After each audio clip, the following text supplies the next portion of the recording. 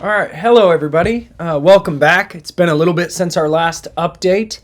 A little bit of things have changed, but maybe there's a potential scenario where the low is still in. We will get to that as we get into the lower time frames. But first, I thought we could just talk about the macro, talk about why we think it might be bullish on the macro, and what might be a bearish macro scenario that we should be on the lookout for also. So let's go ahead and get into that. So when we look here at what we have labeled up as the 5-wave sequence to the upside, and a wave 1, 2, 3, 4, and going for the wave 5 now, it hasn't quite reached the target, right? When we place the 0.618, we go from the 0 or inception point as the first click of the trend-based fib extension, first click. Then we do a second click at the top of the wave 3 and a third click at the low of the wave 4. We notice that we fall short of this wave 5 target of, let me remove it and fix it. I apologize. No, it's in the correct spot. Is 128,963 roughly, right? Think about these fibs as more of like an area of interest than an exact price. If you think of it as exact price, your ass will get burnt and left behind, whether it's entry orders or exit orders, right? So try to think a little bit outside the box and not be too greedy.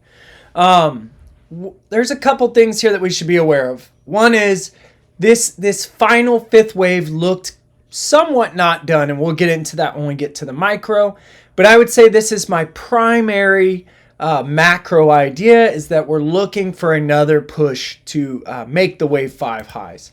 One of the things that I want to be aware of, and this is when we're on log. Let me turn off the RSI so we have more room. When we're on log and we apply the extensions to this from the inception point at 0 to the high of a possible wave 1 to a low of a possible wave 2, we notice that this fib extension, which is our usual wave 3 minimum target, is a 1.618, right? You can see we just fall shy of that. Because of that, I'm really open to us, having an extended fifth wave, right? So in that scenario, be open to the fact that Bitcoin could possibly break this 0.618 area. Okay, I want you to keep this macro 0.618 in mind as we talk our way through the scenarios, because when we get to the micro, we're going to notice that we have dual confluent resistance here at that 0.618 coming from the micro wave 5 count, meaning from 0 to 3 to 4, predicting its wave 5 of the wave 5. Its target falls right on the same macro target, and that's actually really beautiful, okay? All right, let's talk about if we could be bearish, right, on the macro. So let's turn off everything, and we're just going to walk our way through this. A little bit more room here on the screen, I think. And let's turn this to linear, because I think this is how you could be bearish, right? And we will relabel this really quickly and just talk our way through it using extensions. So wave 1 again, wave 2 again, 5 waves in wave 3, wave 4, nice long drawn out wave 4, just like the wave 2. Really deep and steep and scary, whereas the wave 2 stayed nice and flat, so we have good alternation there. And then the possibility that a wave 5 high is in, right? So let's look at this through the lens of objectivity and just what the extensions say, right? So when we go from 0 to 1 to 2, you should note that the wave 3 absolutely shattered the 2.618, right? Very much so. This is impulsive. Sorry, this is kind of a lengthy video, guys. We're going to do everything as we go, and I'm going to try to explain it to the best of my abilities. And hopefully in that process, you can kind of pick up some gems or some learning notes and use them in the future.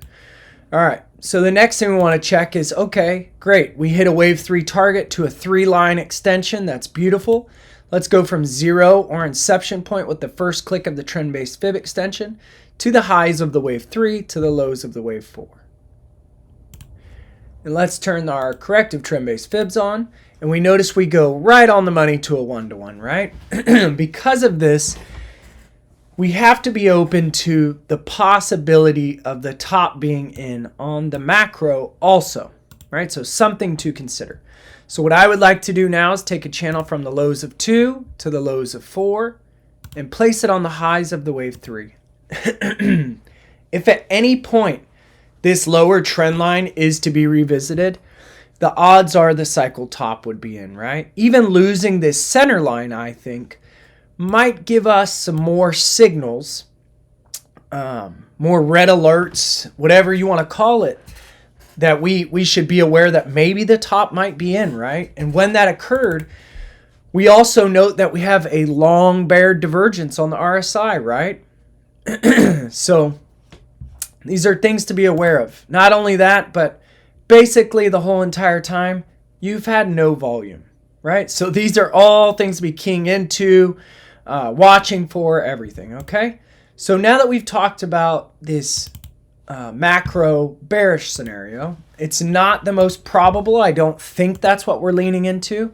So first, let's just delete all this, and then we'll go back into the micro, and let's talk about the possible short time frame scenarios, right?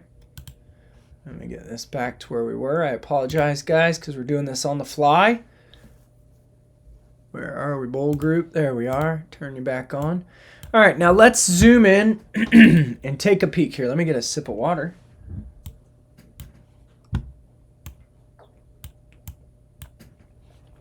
So when we look at this, we talked about this in our last video, but it was the quadruple 1-2 stacking, right?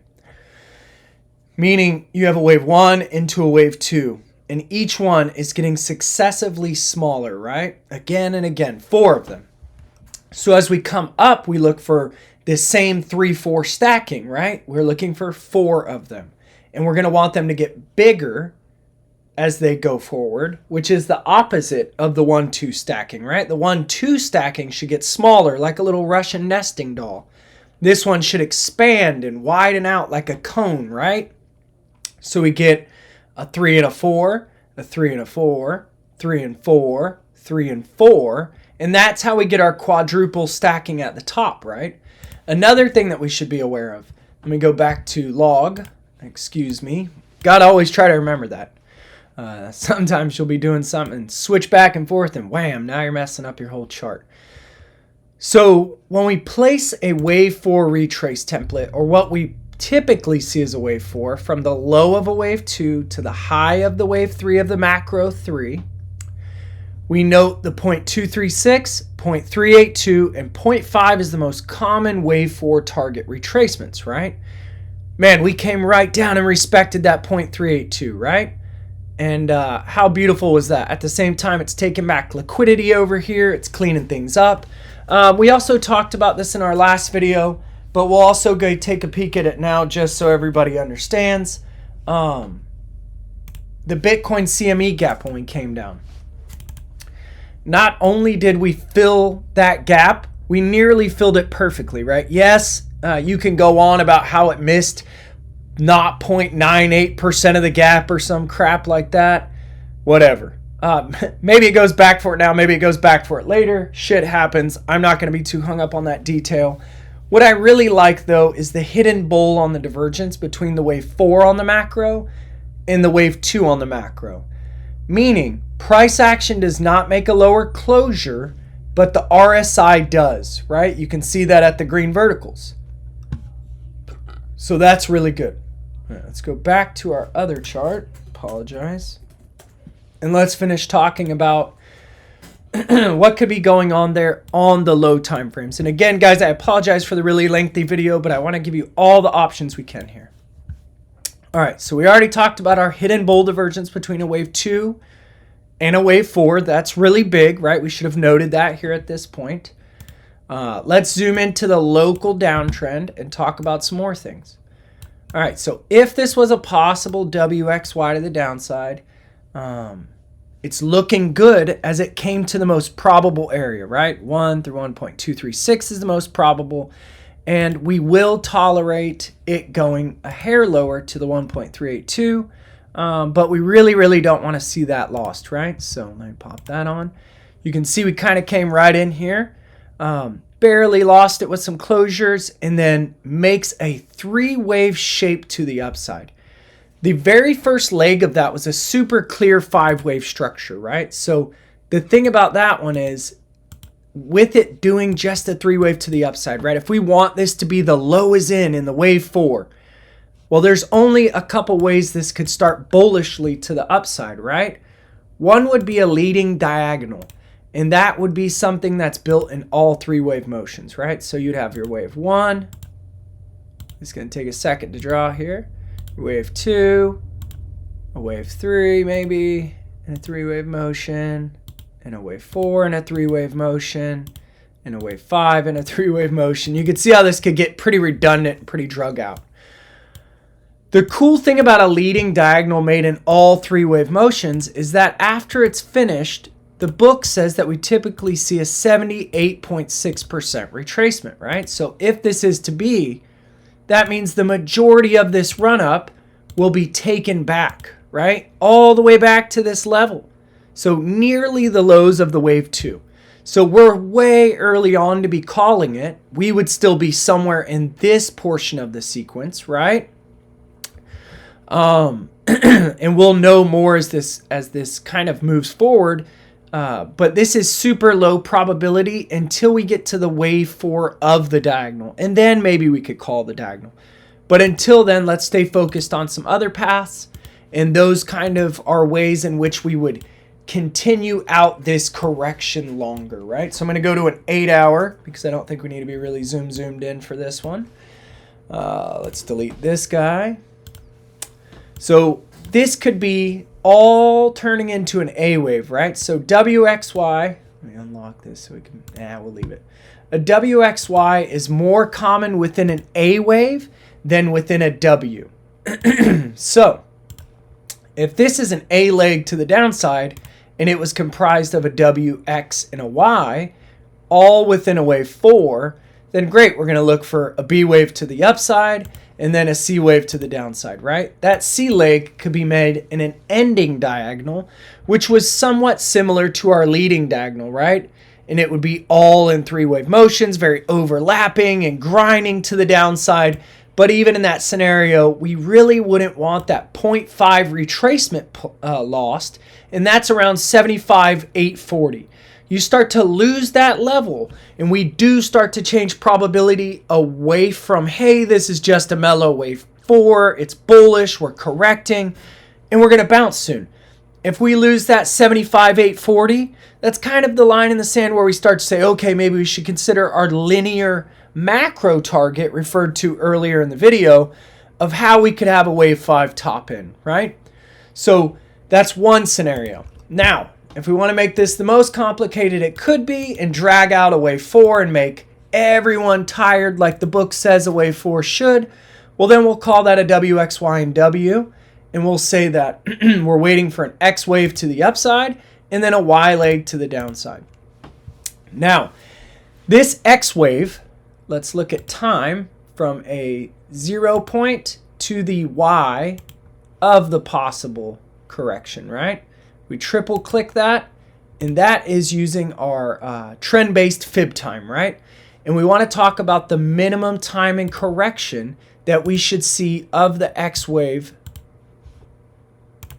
considering the length of the W. That says this X wave should correct out until Saturday, March 15th, minimum in time.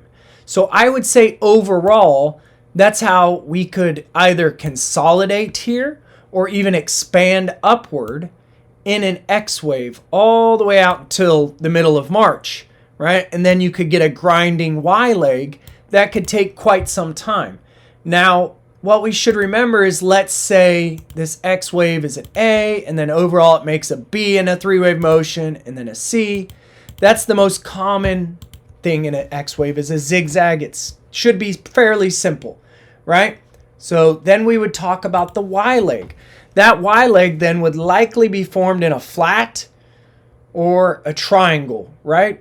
So if it's one of these two things, you could have an A, a B, a C, a D, and an E, right? This could take some time to form the triangle in a Y leg, right?